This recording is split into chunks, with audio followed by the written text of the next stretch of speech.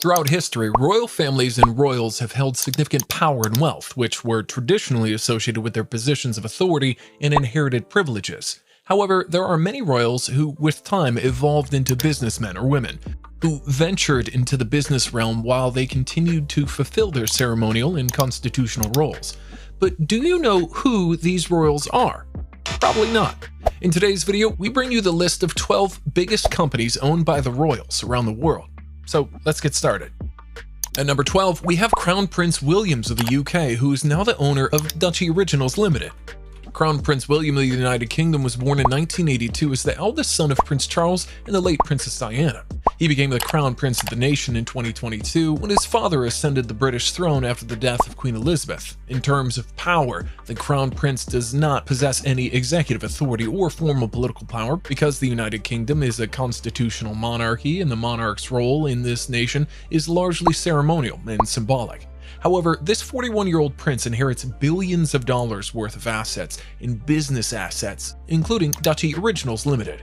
It's an organic food company which was established in 1990 by Prince Charles and is now one of the major organic companies in Britain with an overall value of more than $1 billion. The company deals with a wide range of organic food and drink products, which include biscuits, jam, preserves, chocolates, and beverages.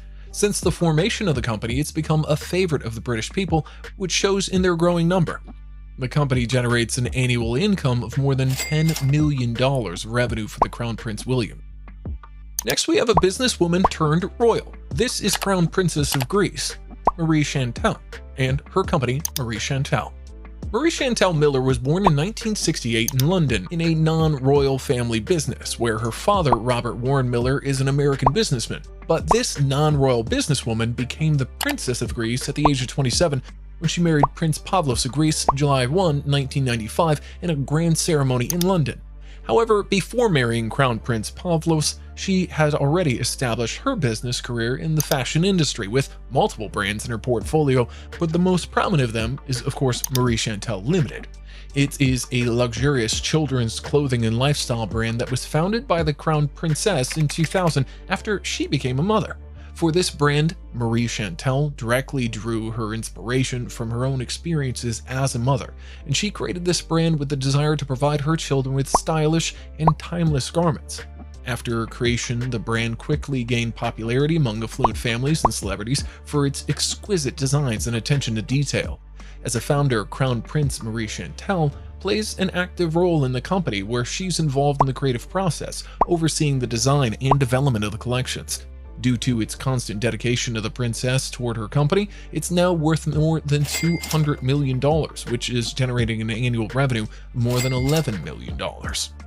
At number 10, we have Prince Albert II of Monaco and his Société des Bains de Monaco. Prince Albert II of Monaco was born in 1958, and he became the head of the state in 2005 after the death of his father, Prince Rainier III. But being the head of state is not similar to this Prince of Monaco, as his powers in this nation are merely ceremonial. However, the prince has a huge financial backing with a portfolio that shows extensive investment in many multi-billion-dollar companies, one of which is the Société des Bains de Monaco. This company was established in 1863 by Francis Blanc, a French entrepreneur, and Charles III, Prince of Monaco. The SMB initially focused on developing and operating the Casino de Monte Carlo, which quickly gained international recognition and attracted wealthy visitors from around the world. However, with time, it grew and expanded its operations in other sectors like luxury hotels, resorts, restaurants, and entertainment venues. Today, it owns and manages several prestigious establishments in Monaco, including the Casino de Monte Carlo, the Hotel de Paris Monte Carlo, the Monte Carlo Bay Hotel and Resort, and the Opera de Monte Carlo. The present value of this multinational company is $3 billion, which is generating an average revenue of $600 million per year, out of which the prince receives more than $40 million each year in the form of dividends. Coming up next is the Emir of Qatar, Tamim bin Hamad Al Thani, who controls Oryx Qatar Sports Investments. Emir Tamim bin Hamad Al Thani is the current ruler of the state of Qatar. However, he became the Emir of the nation June 25, 2013 after his father, Sheikh Hamad bin Khalifa Al Thani, abdicated the throne. But unlike other heads of state, this ruler of Qatar holds significant power in the nation because Qatar is an absolute monarchy, meaning that the ruling monarch has ultimate authority in decision-making processes both in the legislative and financial body. One such financial body is the Qatar Investment Authority, or QIA. It is the sovereign wealth fund of Qatar, and this fund owns Oryx Qatar Sports Investments, or QSI, which means that the company is ultimately owned by King Tamim. And as the ruler of Qatar, King Tamim plays a significant role in Oryx Qatar Sports Investments. QSI, which is now valued at more than $10 billion, was established in 2005 as an investment company that focuses primarily on sports-related ventures. And since then, it's been generating an annual revenue of $500 million for the king. However, it's also involved in various sports-related ventures, including the acquisition of some of the major football clubs, and most valuable in this list is the Paris Saint-Germain Football Club, which is worth more than $4 billion. Now we move on from Qatar to Morocco to meet our entrepreneur royal. This is King Mohammed VI, who owns Al Mada. King Mohammed VI of Morocco ascended to the throne in 1999 after the death of his father when he was 35 years of age, and since then, he's been ruling Morocco. Apart from being the king, he's the head of the state, the supreme commander of the Royal Moroccan Armed Forces, and the highest religious authority in the country. But to say he only holds political power would be unfair, as he also is a businessman who has control over different companies in key sectors like agriculture, tourism, automotive, textiles, apparel. But his biggest company in all of this is Al Mada. This was established in 1966 by King Hassan II, the father of King Mohammed VI, to promote and support investment projects that contribute to the economic development of Morocco. Its activities include strategic investments and partnerships with national and international companies. It even has a large presence in Morocco's real estate, which goes over $2 billion. Now, the value of this company is around $15 billion, and it is invested in some of the largest private companies, like Attijara Wafa Bank, Manajam, or Nareva. And all of this is said to be generating $4.9 billion of revenue each year for King Mohammed VI and his nation. At number 7, we have Sheikh Mohammed bin Rashid Al Maktoum and his company, Dubai Holding. Sheikh Mohammed bin Rashid Al Maktoum is a member of the ruling Al Maktoum family and belongs to the lineage of the Maktoum dynasty. He was born in 1949 to father Rashid bin Saeed Al Maktoum, who was the ruler of Dubai until 1999. Sheikh Mohammed bin Rashid Al Maktoum became the ruler of Dubai January 4, 2006, after the death of his elder brother, Sheikh Maktoum bin Rashid Al Maktoum. Since then, this 73-year-old royal has been ruling the Emirate of Dubai. However, apart from being the ruler, this royal is also a great entrepreneur and businessman, who is the founder and owner of a $130 billion worth Dubai holding company. This company was founded in 2004 as a global investing holding company with the aim of diversifying Dubai's economy and attracting foreign investments, which turned out to be a great move. Since its foundation, this company has only shown growth, where it has spread to more than 13 countries with more than 20,000 employees, and it generates an annual profit of more than $6 billion for the past few years. Not only this, Dubai Holding Company of Sheikh Mohammed bin has multi-million-dollar subsidiary companies under its wings, like the Jeremiah Group, Dubai Properties, and even the TCOM Group Arab Media. Next, we have the Thai King Rama, who's the owner of the Siam Cement Group. King Rama X, whose full name is Vajiralongkorn Odindrag Bayaaravarongkung, became the 10th monarch of the Chakri dynasty on October 13, 2016, after the death of his father, King Bhumibol Adulyadej. But despite being called a ruler, this Thai king holds no exclusive power in the nation, as Thailand is a constitutional monarchy, but the king holds a greater financial power in the nation with a net worth of more than $40 billion, and he has an investment in various sectors of the nation like hospitality, telecom, agriculture, and more. However, his most prominent investment of all is Siam Cement Group, or SCG, which has a current market value of $11.19 billion. The Siam Cement Group, or SCG, was established in 1913 in Thailand by His Majesty King Rama VI under the name Siamese Portland Cement Company Limited. Now it's one of the largest cement producers not only in Thailand but in Southeast Asia. And this big company deals in a wide range of cement and building materials, including concrete, aggregates, roof tile, and construction chemicals. And King Rama X holds a large and controlling number of shares in this multi-billion-dollar company, which is 33%, and this is more than $800 million. At number 5, we have a football enthusiast, Sheikh Mansour bin Zayed Al Nahyan of Abu Dhabi, who owns Abu Dhabi United Group. Sheikh Mansour bin Zayed Al Nahyan, commonly known as Sheikh Mansour, was born November 20th, 1970. He's a member of the ruling family of Abu Dhabi, and as a royal, Sheikh Mansour holds several significant positions in the nation.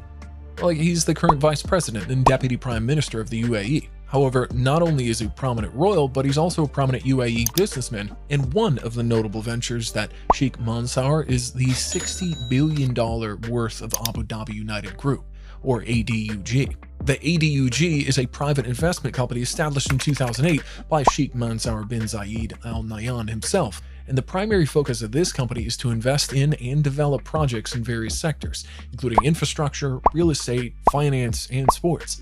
However, this group impressively controls 43% of the global sports market, which is more than $22 billion, and most of it comes from ownership of City Football Group, which is a worldwide organization known for controlling some of the greatest football teams of the world, like Manchester City FC, Mumbai City FC, Melbourne City FC, or even New York City FC. Next, we have the King of Brunei, Sultan Hassan Al Bolkiah, who has control over Brunei Shell Petroleum. Sultan Hassan Al Bolkiah was born July 15, 1946, to his father, Oman Ali Saifuddin III.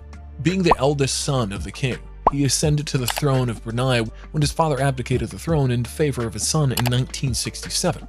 And with Brunei being a monarchy, gives absolute power to its king, which means the Sultan Hassan Al Bolkiah holds control over most of the sectors and companies of the nation.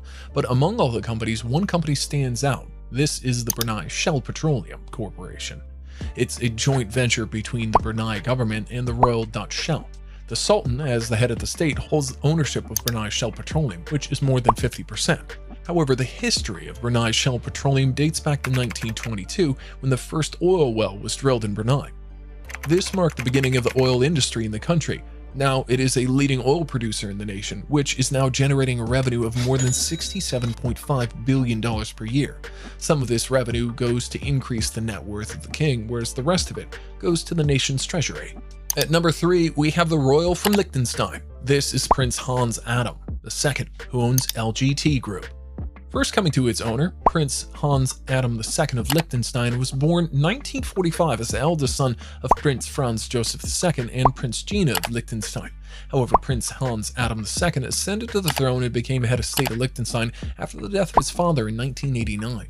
As head of the constitutional monarchy, he holds limited power where most of the power is ceremonious, but in terms of financial power, he makes the list of people who drive the economy of Liechtenstein with his various businesses. However, the biggest firms of his investment portfolio is the LGT Group. The LTG Group was founded by Prince Karl Alois of Liechtenstein in 1920 as the Liechtensteinitz Landsbank, and later evolved into a private bank.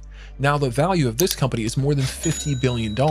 But it's not limited here, as LGT also operates in various areas of financial services, including private banking, asset management, trust services, and investment advisory, where it has more than $250 billion worth in its assets and under its management, because of which it manages to generate an annual revenue of more than $682 million each year. This contribution of the prince not only helps his revenue, but also helps the development of his nation and the global economy. Next, we have a celebrity, Royal Prince Alawid bin Talal of Saudi Arabia and his Kingdom Holding Company. Prince Alawid bin Talal is a prominent member of the Saudi royal family who holds significant power and influence within the nation. One of Prince Alawid's notable achievements is his role as the founder of Riyadh-based a multi-billion-dollar company called Kingdom Holding Company. Coming to its history, this company was established in 1980. Since then, it's expanded significantly and is now recognized as one of the largest and most diversified investment firms globally. Kingdom Holdings Company engages in various sectors such as real estate, hotels and hospitality, media and entertainment, banking and financial services, aviation, and even healthcare. And because of its diverse portfolio, it's now valued at $29 billion, and more than 78.13% of the company's shares are owned by Prince Alawid. As the founder and chairman of the Kingdom Holding Company, Prince Alawid bin Talal plays a central role in shaping the company's investment strategies and decision-making processes. And over the last few years, he's been actively involved in identifying investment opportunities, managing the company's assets, and expanding its global presence. Now, with a massive revenue of $6.95 billion, the Kingdom Holding Company is one of the major companies in Saudi Arabia, which has investments in some renowned global companies such as Citigroup, Twitter, Lyft, and Accor Hotels. At number 1, we have another royal family from Saudi Arabia. This is King Salam bin Abdulaziz Al Saud, who owns Saudi Aramco. King Salam bin Abdulaziz became the king of Saudi Arabia in 2015 when he was 79 years of age, after the death of his half-brother, King Abdullah bin Aziz Al Saud. As the king of Saudi Arabia, King Salam holds significant power in the nation. In fact, he has the authority to make important national decisions, including political, social, and economic. This also means this 87-year-old king of Saudi Arabia owns Saudi Aramco, officially known as Saudi Arabian Oil Company, is a set of the largest oil companies in the world which have a significant impact on the global market. This giant company, which now is valued at $2 trillion, was established in 1933 by King Abdulaziz Al Saud as a state-owned petroleum and natural gas company, and it was primarily involved in production, refining, distribution, and marketing of petroleum and petroleum products. More than 90% of the shares in this multi-trillion-dollar company is owned by the king, which generates a net income of more than $161 billion every year. A small part of it goes to the king, and the rest goes to the development of the nation. Thanks for watching the video. Comment down below your favorite part, and let us know your favorite part. And also press the subscribe button and bell icon for regular updates.